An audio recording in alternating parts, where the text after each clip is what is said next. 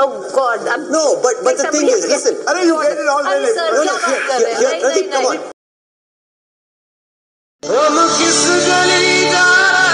पोल को कभी गंभीरता से लेते ही नहीं तो आपसे क्यों सवाल पूछेंगे, लेकिन आज आपको रोते हुए देखा तो अच्छा नहीं लगा। ये हार जीत चलती रहती है, हमारे साथ भी कई बार हार हुई है, रोना नहीं चाहिए।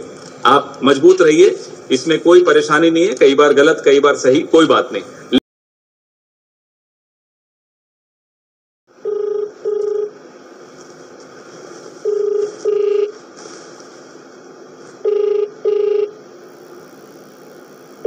हेलो नीतीश जी, फोन उठाइए। से पूछा जा रहा है कि मैं वायनाड का एमपी रहूंगा या रायबरेली का। मैं तो दोनों का रहना चाहता हूं। धन्यवाद, जय हिंद, कंग्रेचुलेशंस और बधाई आप सबको। नमस्कार। अभी थोड़े दुख से कहती थी कि मैं ये कहती हूँ लेकिन ये क्यों नहीं हो रहा है। आई थिंक हिंदुस्तान के लोगों में जबरदस्त सेंस है, उनको पता है उनको कब करना है और हिंदुस्तानियत को उन्होंने कामयाब रखा है। इसके लिए हम सबको बहुत शुक्रिया करना चाहिए। एंड आई डू बिलीव जैसे हम काम कर रहे हैं हम करेंगे, पर हमें फख्र होना चाहिए कि हम एक ऐसे लीडर के साथ काम कर रहे हैं जिसने कभी नफरत नहीं करी, जिसने कभी गलत नहीं बोला, जिसने सच बोला, वो डरा नहीं, और उसका थोड़ा थोड़ा निडरता मुझे लगता है हम सब में आ गई है। So thank you very much. हंस रहे हो ना, एक दिन रोना पड़ेगा भाई। आप लोग मोदी जी को सपोर्ट क्यों नहीं करते? इतने अच्छे आदमी को सपोर्ट नहीं करते, किसको सपोर्ट करोगे भाई?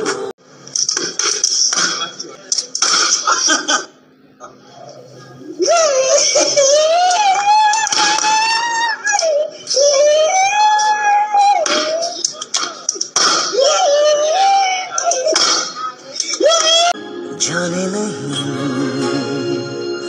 देंगे तुझे, जाने तुझे। नायडू वो नेता है जिन्होंने मोदी जी के खिलाफ पूरे देश में घूम करके लोगों को इकट्ठा किया। नीतीश कुमार जी हैं जिन्होंने इस बार घूम करके देश भर में नरेंद्र मोदी जी के खिलाफ अभियान चलाया। ये दोनों नेता हैं, देश के लोग उनसे उम्मीद कर रहे हैं।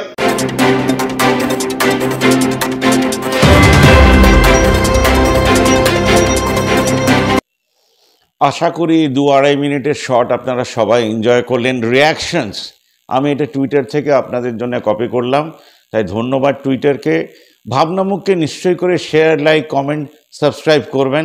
এটা আমি প্রতি ইস্যুতেই বলতে ভুলে যাই। আজকে এই জন্যে বলছি, তার কারণ হচ্ছে ভারতবর্ষ সেই পথ আমাদের দেশের পলিটিক্যাল লিডারদেরকে দেখিয়ে দিল যে ভগবানের নাম করে ভোট জেতা যায় না।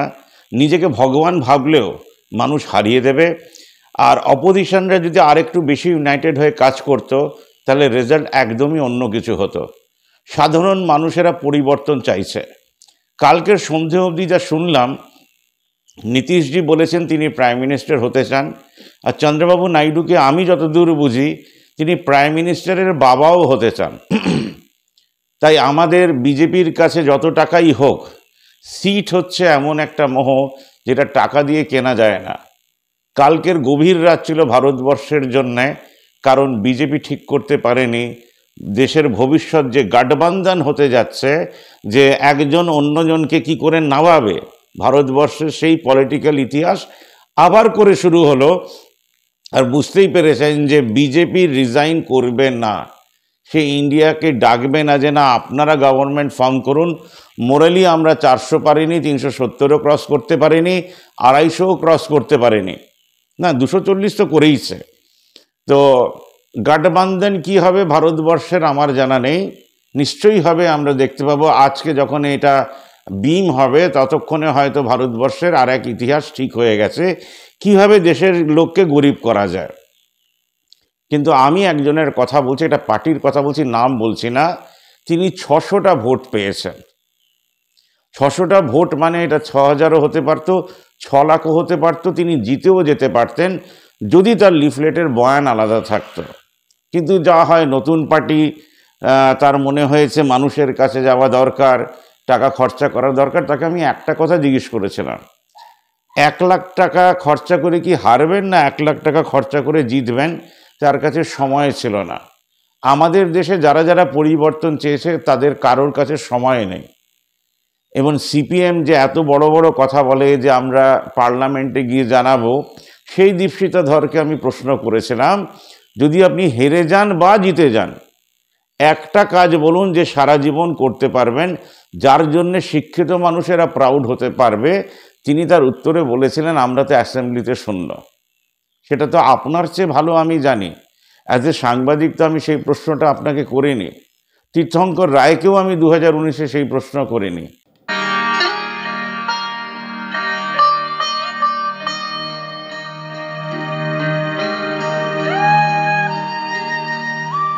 এই মুহূর্তে আমরা শ্রীরামপুরে দাঁড়িয়ে আছি। তীর্থঙ্কর রয় আমার সামনে আছেন। আপনাকে যে প্রশ্নটা করতে চাই যে এতগুলো মানুষ শ্রীরামপুরের ভোট দেবেন, তার সঙ্গে আপনিও জানেন আমরাও জানি যে মিল বন্ধ। এই মিল বন্ধ শ্রমিকের পাশে আমরা কি দাঁড়াতে পারবো এই মুহূর্তে as a voter, as a citizen? আমাদের ট্যাক্সের টাকা যদি দেশ চলতে পারে, তাহলে আমাদের ডোনেশনের টাকা আমরা কি তাদের পাশে দাঁড়াতে পারি না? ডেভেলপমেন্টের পলিটিক্স আমাদের ভারতবর্ষে কবে শুরু হবে আর কিভাবে শুরু হবে? আমি বলছিলাম আপনার পেছনের ভিড়কে কাজে লাগিয়ে, শ্রীরামপুরের মানুষদেরকে কাজে লাগিয়ে সোশ্যাল ইকোনমিতে কি চেঞ্জ আনা যায় না? আমি সেই মানুষদেরকে বলছি যারা আমার কথা শুনতে পাচ্ছেন, আপনারা যেখানেই থাকুন না কেন, যদি এই পার্টি রাজি হয়, এখনও আমার সঙ্গে কথা হয়নি, আজ সকালবেলা কথা হবে, 10 জন মা যারা লক্ষ্মী ভাণ্ডার পান, যারা চাকরি করেন না, তাদের জন্য একটা চ্যালেঞ্জ। প্রতি মাসে 1000 টাকা আপনারা ব্যাংকে ঢোকাবেন, নিজেদের ব্যাংকে একটা অ্যাকাউন্ট খুলে। 10 জন মা, 3 জন মা একটা অ্যাকাউন্ট খুললেন, 10,000 টাকা আপনাদের ব্যাংকে ঢুকলো। 20% টাকায় হাত দেবেন না, 80% টাকা বিনা সুদে ঋণ নেবেন আপনাদের খরচা করার জন্য। পরের মাস আবার 1000 টাকা জমা করবেন।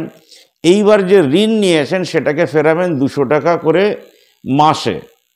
তার মানে হচ্ছে মেম্বারশিপ। 1000 টাকাটা হচ্ছে নিজেদের উপরে খরচা করবেন বলে, ওটা মেম্বারশিপ নয়।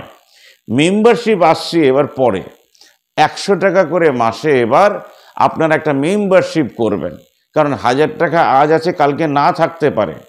কিন্তু আপনারা রোটেশন ইকোনমিতে যদি ঢুকে যান, তাহলে হচ্ছে 100 টাকা মেম্বারশিপ আর 200 টাকা ফেরত। 300 টাকায় আপনারা পুরো ঘর সংসার চালাতে পারবেন। 1000 টাকা আপনার কাছে গভর্নমেন্ট দিচ্ছে, তাই 10,000 টাকা করে ঢোকাচ্ছেন, 20%-এ হাত দিচ্ছেন না। 12 মাস চালানোর পরে 24,000 টাকা বেঁচে রয়েছে, আর 100 টাকা যেটা আলাদা করে দিলেন। এবার আপনারা যারা ঠিক করে টাকা ফেরত দিলেন, তাদেরকে যত টাকা জমে আছে তার 50% সুদ আর বাদবাকি টাকা জমিয়ে রাখবেন। এইভাবে দেখবেন বছরের পর বছর টাকা জমাচ্ছেন আর 300 টাকা ফেরত দিচ্ছেন। মানে ওই মেম্বারশিপ ফি 100 টাকা বাড়ছে আর 200 টাকা ফেরত দিচ্ছেন। তাহলে এতদিন যা যা খরচা করেছেন সব টাকা আপনাদের কাছে ফিরে আসবে। মাথায় রাখবেন, এটা কোনো ম্যাজিক না। 10 জন গৃহিণী যারা চাকরি করেন না, তারা ভারতবর্ষের ইকোনমিতে চেঞ্জ আনতে পারবেন। ঘর মাত্র 300 টাকায় চালাতে পারবেন। এবার আসছি যারা ক্যাডার হয়ে আমাদের জন্য কাজ করতে চান, তারা 100 টাকা পার্টি ফান্ডে পাঠাবেন। কমেন্ট বক্সে লিখবেন যে হ্যাঁ আমি আপনাদের পার্টি মেম্বার হতে চাই। রাস্তায় নামতে হবে না। আপনার বাড়ির কেউ মারা গেলে দেহদান করবেন, দেহদান করে আপনার পেপার জমা করে দেবেন। আমরা 3000 করে একটা ইউনিট বানাবো। 3000 মানুষের 100 টাকা হচ্ছে 3 লাখ টাকা, বছরে 34 লাখ টাকা। 20% সেই খরচা হবে পার্টির পেছনে, আর 80% টাকা যাদের বাড়ির লোকেরা মারা গেলেন এবং তারা দেহ দান করেছেন, তাদেরকে আমরা একটা মঞ্চ তৈরি করে ওই 80% টাকা ডিভাইড করে তুলে দেব। আবার আপনারা 100 টাকা মেম্বারশিপ ফি দিচ্ছেন, ধরুন 60,000 টাকা পেলেন, তাহলে আবার সেই 200 টাকা করে ফেরত দেবেন। তাহলে পরের বার আপনার বাড়িতে কেউ মারা গেলে আপনি আরও বেশি টাকা পাবেন। ভারতবর্ষ ছোট ছোট প্রকল্প যদি নিত, তাহলে ভারতবর্ষের প্রত্যেকটা মানুষ বড়লোক হতো। অ্যাক্সিডেন্ট হলে যদি 2 লাখ টাকা পাওয়া যায়, তাহলে দেহদান করলে আমাদের দেশের সবচেয়ে বৃহৎ সমস্যার সমাধান হবে, যেটা অঙ্গ পাচারের সঙ্গে যুক্ত। আশা করি আপনারা বাংলা বোঝেন। আপনারা মনের গভীর দিয়ে নিজেদেরকে অধ্যয়ন করে দেখবেন আমরা গরিব, তার কারণ আমরাও গরিব থাকতে চেয়েছি। মিডল ক্লাস আর তার নিচের ক্লাস গরিবই থাকতে চেয়েছে। এবার নতুন পথ ধরুন, যার জন্য খুব একটা খাটতে হবে না। মান্থলি ঠিক করে একটা দিন কাজ করতে হবে, নিজের কন্ট্রিবিউশন সময় করে পাঠাতে হবে, অনলাইনে সে রেকর্ডটা রাখতে হবে। আর কুটুম অ্যাপ, এই অ্যাপটাকে ব্যবহার করে আপনাকে জয়েন করে থাকতে হবে। ভারতবর্ষের পুরো জায়গাতে আনাচে কানাচে আমরা পৌঁছে যাব। আর যখনই গ্রামে মিটিং করবেন আমাদেরকে হোয়াটসঅ্যাপে জয়েন করিয়ে দেবেন। আপনারা ওখানে 50 জন 60 জন কি 50,000 লোক বসলেন, বড় স্ক্রিন নেবেন একটা টিভির, আর তার সঙ্গে বক্সও জুড়েই দেবেন। আপনাদের প্রশ্নগুলোকে লিস্ট করবেন, আমরা এখান থেকে বসে উত্তর দেব। প্রথমবার ভারতের একটা ডিজিটাল পার্টি লঞ্চ হচ্ছে, যারা ভগবানের উপরে বেস করে নয়, যারা কাস্টের উপরে বেস করে নয়, জাতের উপরে বেস করে নয়, রিজার্ভেশনের উপরে বেস করে নয়, নিজেরা চেঞ্জ আনতে পারবে। 2024-এর ইলেকশনে সবাই হেরেছে, শুধু জিতেছে নাগরিক। আজকে নাগরিক হয়ে কথা বললাম। Last but not the least, একটা ছোট্ট ডিমান্ড আছে আমার, আমি সেটা জয়েন করে দিচ্ছি। আপনারা নিজেরা শুনবেন। যারা লোকাল ট্রেনে যান তারা নিশ্চয়ই করে আমার ফেসবুকে ঢুকবেন। আমি দেখিয়ে দিচ্ছি কি নামে আমি ফেসবুকে আছি। আমার এই ভিডিওটি মনে করে শেয়ার করে দেবেন। আমরা দেশের গভর্নমেন্টকে এবার এজেন্ডা দেব, 5 বছরের 5টা এজেন্ডা। প্রথম এজেন্ডা হচ্ছে সবকটা লোকাল ট্রেনকে এসি করতে হবে। আসুন, ভারতবর্ষের নাগরিক তার ভবিষ্যৎ নিজের হাতে ঠিক করুক। কে জিতলো, কে হারলো, কে কাঁদলো, সেগুলো থাক। তাদেরই নাটক দেখার জন্য আমাদের জন্ম হয়নি। এবার আমরা ছোট ছোট প্রকল্প করে ভারতবর্ষকে এগিয়ে নিয়ে যাব। ধন্যবাদ। Modi brought us home. He stopped the war, Dad. Wait. He stopped the war? Are you completely sure about that? Because I feel like I'd remember if Modi had somehow hit pause on the war in Ukraine, like it's a Call of Duty game.